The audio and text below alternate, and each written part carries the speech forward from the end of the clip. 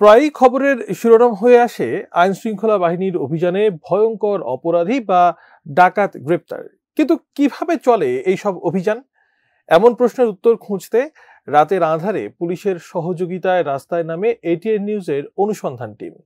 যেভাবে ক্যামেরাবন্দী হলো সেই সব অভিযানের দৃশ্য সাভার থেকে জানাচ্ছেন সহকর্মী জাহিদ হাসান শাকিল। ক্যামেরায় ছিলেন আব্দুল কায়ুম।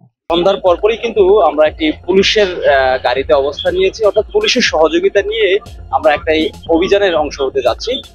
আমরা প্রাথমিকভাবে যে তথ্যটি পেয়েছি পুলিশের কাছ থেকে, যে আশুলিয়ার ইয়ারপুর ইউনিয়নে একটি ডাকাতির প্রস্তুতি চলছে একটি সংঘবদ্ধ দলের, সেই তথ্যের ভিত্তিতে কিন্তু পুলিশ অভিযানে নেমেছেন এবং তাদের সহযোগিতা নিয়ে সেই ডাকাত দলের যে অভিযানটি হবে, বাস্তব অভিযান আসলে কেমন হয়, কতটা চ্যালেঞ্জ থাকে, সীমাবদ্ধতা থাকে, ঝুঁকি থাকে, সবকিছু আসলে আমরা দেখানোর চেষ্টা করব যতটুকু সম্ভব। সেই অভিযানের একটি অংশ হিসেবে আমরা কিন্তু যাত্রা শুরু করেছি এই পাইপাইল আব্দুল্লাহপুর মহাসড়ক ধরে আমাদের গন্তব্য আশুলিয়ার ইয়ারপুর ইউনিয়নে। প্রায় 30 মিনিট পর আমরা গন্তব্যের কাছাকাছি পৌঁছে যাই। এবার পুলিশের অভিযানের পরিকল্পনা। এই মুহূর্তে কিন্তু আমরা আশুলিয়ার ইয়ারপুরে যে গন্তব্য, সেই গন্তব্য খুব কাছাকাছি চলে এসেছি। তো পুলিশ সদস্যরা আছেন, তারা বলছেন যে এখানে আমাদের আসলে নামতে হবে, এখান থেকে কিছু দূর পরে গন্তব্যে রওনা হবেন। তাদের সাথে আমরা আছি যতটুকু পর্যন্ত আসলে যাওয়া যায় তাদের সাথে, যেহেতু নিরাপত্তার একটা বিষয় রয়েছে এবং তথ্যের বিষয় রয়েছে এবং অভিযানের কিছু বিষয় রয়েছে, সেই কারণে আমার সাথে আসলে তাদের সাথে নিরাপদ দূরত্বে থেকে আসলে কাজ করার আসলে চেষ্টা করছি আমরাও। আমরা দেখতে পাচ্ছেন যে পুলিশ সদস্য যে টিম আসছেন তাদের সাথে আরো কয়েকজন যুক্ত হয়েছেন ইতিমধ্যে, এবং আমরা এই সড়কটি ধরে এয়ারপোর্টের একটি মাঠ আছে, খোলা মাঠ, সেই জায়গাটা আসলে অভিযানের একটি অংশ নিতে যাচ্ছেন তারা। গেল শুক্রবার রাতের আঁধারে এভাবেই আশুলিয়ার ইয়ারপুর ইউনিয়নের জামগড়া এলাকায় অচেনা পথে অনেকটা নিঃশব্দে চলে অভিযান ডাকাতের খোঁজে। শেষ পর্যন্ত কিন্তু জামগড়া পূর্বপাড়া একটি বাড়িতে কিন্তু পুলিশ অভিযান চালিয়ে শেষ পর্যন্ত কিছু দেশীয় অস্ত্র সহ উদ্ধার করতে পেরেছে এবং আসামিরা এখানে আছেন। আমরা একটু সেই চিত্রটা দেখাই যে রুমটিতে আসলে পেয়েছেন আসলে পূর্বপাড়া নুরুল হক মালিকানাধীন যেই ভবন, সেই ভবন থেকে আসলে এই যে একটি রুমে কক্ষ এখানে এসেছেন। এখানে এসে তারা ইতিমধ্যেই বেশ দেশীয় বিভিন্ন অস্ত্র কিন্তু তারা জব্দ করেছেন বা উদ্ধার করেছেন, যেটা বলি আমরা দেখতে পাচ্ছি। আমরা নিরাপত্তার স্বার্থে আমরা একটু দূরে অবস্থান নিয়েছিলাম, কারণ এর আগে বারবার আমরা বলে আসছিলাম দর্শক যে এই ধরনের অভিযানের ক্ষেত্রে কিন্তু নানান ধরনের ঝুঁকি বা এবং চ্যালেঞ্জ থাকে। যেহেতু পুলিশ সদস্য এবং কর্মকর্তা যারা ছিলেন তারা বারবারই বলছিলেন আমাদের বিষয়টি যে আপনারা ঝুঁকি যেহেতু আছে সেক্ষেত্রে আপনারা নিরাপদ একটু দূরত্ব অবস্থান নিয়েন। তো সেই লক্ষ্যে কিন্তু আমরা একটু দূরত্ব অবস্থান নিয়েছি। পরবর্তীতে যখন তাদের পেলেন, তাদের এই রুম থেকে কিন্তু দেখতে পাচ্ছি বিভিন্ন ধরনের মানে দেশীয় অস্ত্র, যেগুলো আসলে ছিনতাই এবং ডাকাতি কাজে ব্যবহৃত হয়। এবং প্রাথমিকভাবে আমরা নামও পেয়েছি ডেভিল গ্রুপ নামে একটা গ্রুপ আছে এই এলাকাতে। এই চক্রটি ছিনতাই ডাকাতির চক্র এবং আতঙ্ক ছড়িয়ে রেখেছে। তো আমরা দেখতে পাচ্ছেন যে ইতিমধ্যে কিন্তু দুইজনকে পুলিশ হেফাজতে নিয়েছে এবং তাদের তথ্যের ভিত্তিতে ইতিমধ্যে কিন্তু বিভিন্ন বাসা বাড়িতে অভিযান চালানো হচ্ছে এবং তাদের সাথে যে সদস্যরা ছিল এই ঘরটিতে এমনভাবে তারা তৈরি করে রেখেছে যে একটু যদি দেখানোর চেষ্টা করি আমরা, এই ঘরের এই যে একটু দেখানোর চেষ্টা করি, এই জায়গাটি দেখছেন ফাঁকা, অর্থাৎ তার আগে থেকে রেখেছে পুলিশ বা কেউ যদি আসেন আইন শৃঙ্খলা বাহিনীর, তারা যাতে সহজেই পালিয়ে যেতে পারে। এখানকার যিনি কর্মকর্তা আছেন এসআই শরীফ আশুলিয়া থানা, তিনি আমাদের এই তথ্যটি কিন্তু জানিয়েছেন। আরেকটি বিষয় আমাদের অবাক করা দেখলেন, আমি একটু দেখানোর চেষ্টা করি। এখান দিয়ে এই পাশে কিন্তু একটি বাথরুম রয়েছে। এই বাথরুমটি যদি একটু আমরা দেখানোর চেষ্টা করি, এখানে যেই প্রক্রিয়াটি এই চক্রটি করে রেখেছে তারা যেখানে আসলে রাখেন, এখান দিয়ে অবস্থান নিয়ে এই উপরে যে ফাঁকা অংশটি আছে সেই ফাঁকা অংশটি দিয়ে কিন্তু পালিয়ে গেছে কয়েকজন। অর্থাৎ তারা যে রুমটিতে অবস্থান নিয়েছিল এবং বা অবস্থান নিয়ে থাকেন সেই জায়গাটিতে আমরা দেখছি যে তারা বিভিন্ন প্রক্রিয়া করে রেখেছে আসলে আইন শৃঙ্খলা বাহিনীর পক্ষ থেকে আসলে তাদের অভিযান থেকে বাঁচার জন্য।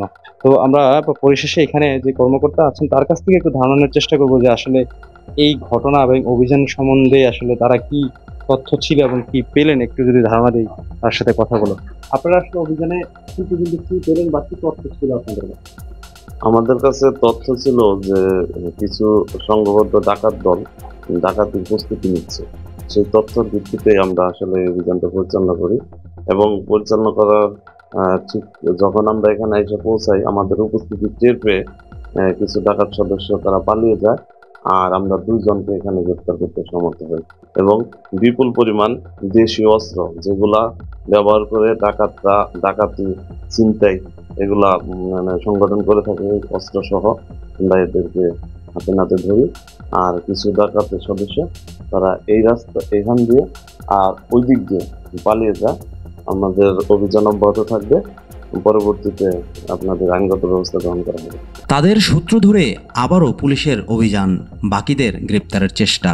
ইতিমধ্যে কিন্তু 2জনকে ধরা হয়েছে, যে ডাকাতি প্রস্তুতি কালে যেটা অবস্থান নিয়ে রেখেছিল যে চক্র ডাকাত দলে, ইতিমধ্যে কিন্তু 2জনকে গ্রেপ্তার করেছে এবং সেই 2জনকে ধরে কিন্তু পুলিশ এখন তাদের তথ্য মতে যারা পালিয়ে গিয়েছে তাদের বাকিদের ধরার চেষ্টা করছে। আমরা দেখতে পাচ্ছেন যে সেই যে অবস্থানের কথা বলছিলাম, যে এলাকাটির কথা, সেই এলাকায় কিন্তু পুলিশ এসেছে এবং কয়েকটি দল কিন্তু পুলিশের টিম অর্থাৎ কাজ করছে।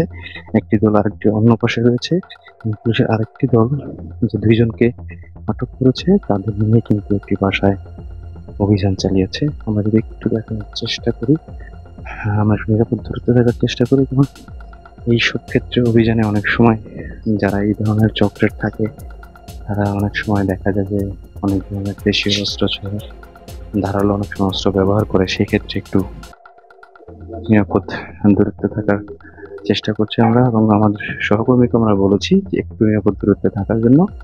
যতটুকু পারি আমরা আসলে দেখানোর চেষ্টা করছি যে 2জনকে আটক করা হয়েছে তাদের তথ্যে কিন্তু বাড়িতে, অর্থাৎ বাকি যারা আছে এই চক্রের তাদের খোঁজে কিন্তু পুলিশ আমরা দেখতে পাচ্ছি সেটা এরপর একটি বাড়িতে অভিযান চালিয়েছে এবং একটু ঘুরে এখান থেকে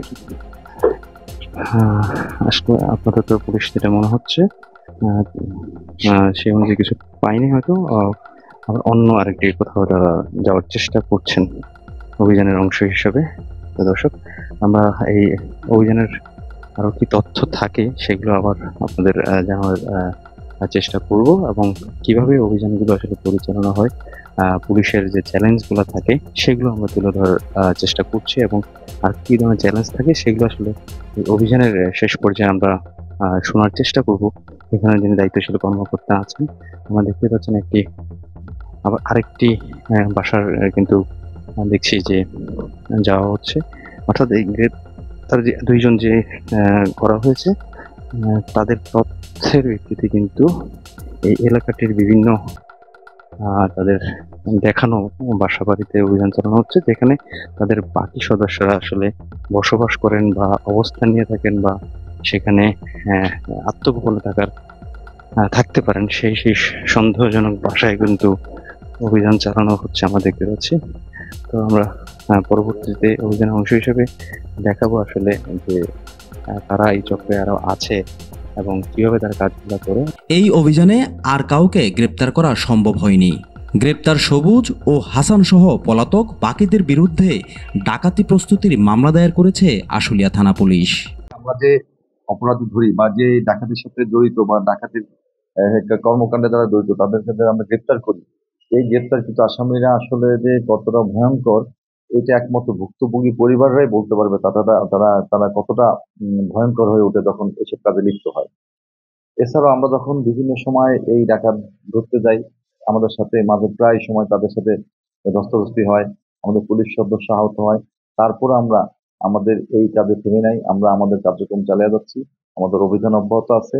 ইনশাল্লাহ আমার এলাকায় যারা চিহ্নিত ডাকাত, মাদক ব্যবসায়ী, কাউকে আমরা ছাড় দেবো না, সবাইকে আমরা আইনের আওতায় আনবো। আইন শৃঙ্খলা বাহিনী সহ সচেতন মহল বলছে যে ভাড়াটিয়া ফর্ম অনেক ক্ষেত্রেই কিন্তু যেই বাসা ভাড়া দেয় সেটি পাওয়া যায় না। তো এইসব অপরাধীদের আইন শৃঙ্খলা বাহিনী বলছেন তাদের সহজেই চিহ্নিত করা যায়, সেই ক্ষেত্রে কিন্তু ভাড়াটিয়া ফর্ম সহ তাদের যে জাতীয় পরিচয়পত্র সেটি যে তথ্যটি সংগ্রহ করে রাখে, তাহলে আসলে অনেকাংশে এই অপরাধীরা অপরাধ প্রবণতা সহ অপরাধ সংগঠিত করার যে প্রচেষ্টা সেটা অনেকাংশেই কমে আসবে।